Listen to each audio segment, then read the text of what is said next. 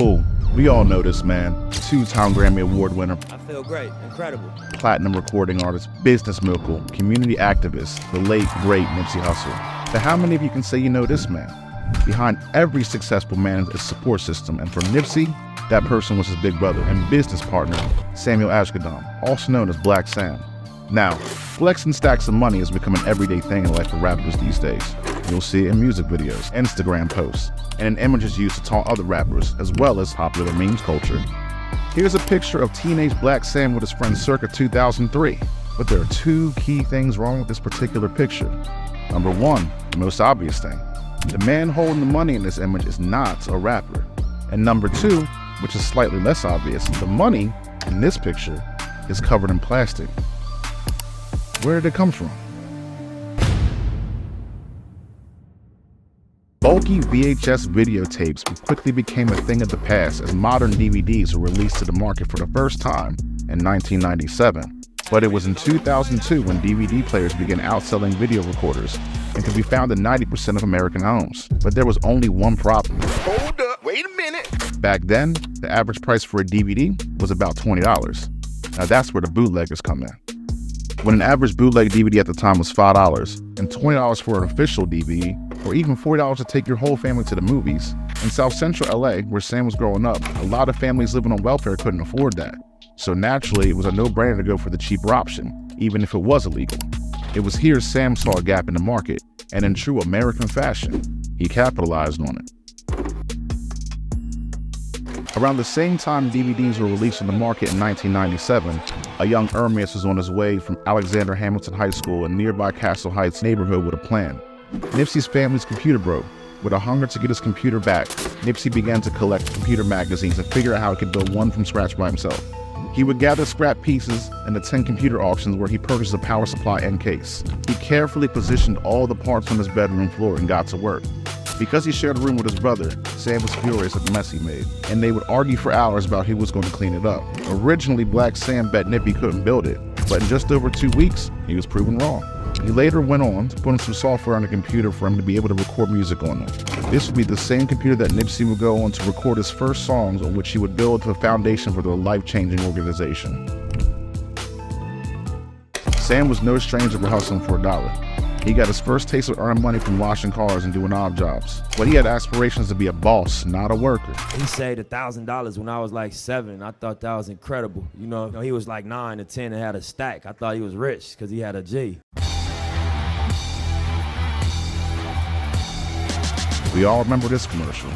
This campaign was the beginning of every DVD by Hollywood and an attempt to put a stop to the $500 billion bootleg industry.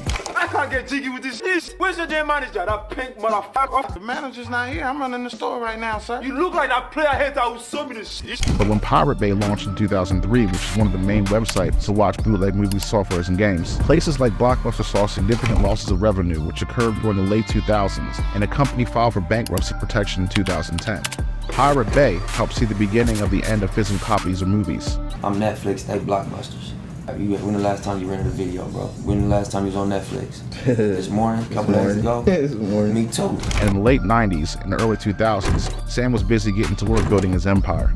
Seeing the original wave of what computers are capable of, in the late 1990s and early 2000s, Sam had earned himself a reputation as one of the biggest bootleg DVD distributors in the country, allegedly earning up to several $100,000 a year from it.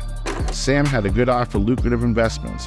As a teenager, he had already owned real estate in both LA and Atlanta, quietly building a portfolio that he thought would set him up for success in the years to come. However, his fortunes took a turn for the worse when a successful DVD business was targeted by the police, and his real estate holdings in Atlanta were seized as a result. Despite this setback, Sam refused to give up on his dreams, and he continued to work tirelessly to build his empire, demonstrating that resilience and perseverance are the keys to success in any industry. When Sam was just 18 years old, he took a shovel to his mom's backyard and he buried $250,000 that he earned from hustling DVDs, among other ventures. He carefully placed saran-wrapped money in an airproof, fireproof case, placed it deep in the ground, and then covered it back up. Assuming the money was safe, he left it buried for over a year. But when he went back to retrieve it, he discovered that a large quantity of it was molded and rotten due to mildew. He quickly gathered his family around the dinner table with the aim to salvage the money, by laying it out and attempting to blow dry it, carefully pulling the stuck together bills one from another. But unfortunately, over 100,000 of the 250,000 were unsalvageable. Buried $250,000 and when we dug it up, it was like more than 100 was like just stuck together. You can't peel it. It's just one lump of paper. Color faded, it got holes in it. We was like borderline nervous breakdown. Airtight, fireproof, safe, don't believe the hype. To the average person, a loss like that would cripple them financially. But Sam, being a natural-born hustler, knew how to bounce back. Even as a young adult, he purchased his mother a Benz and his father a Range Rover, all the while wearing a plain white tee, attempting to go unsuspected by the police.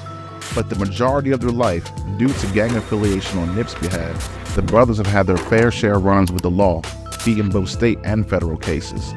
They've been targeted by the LAPD, attempting to destroy their empire, going through several raids and evictions on their premises, resulting in Sam being behind bars numerous times and being held in $1 million bond in 2018. Hey, come on, man. Come on, you know I gotta talk some shit. $100,000 bond. Nigga, we on the motherfucking debt. $1 million bond. Oh, excuse me. $100,000 loss. $1 million bond.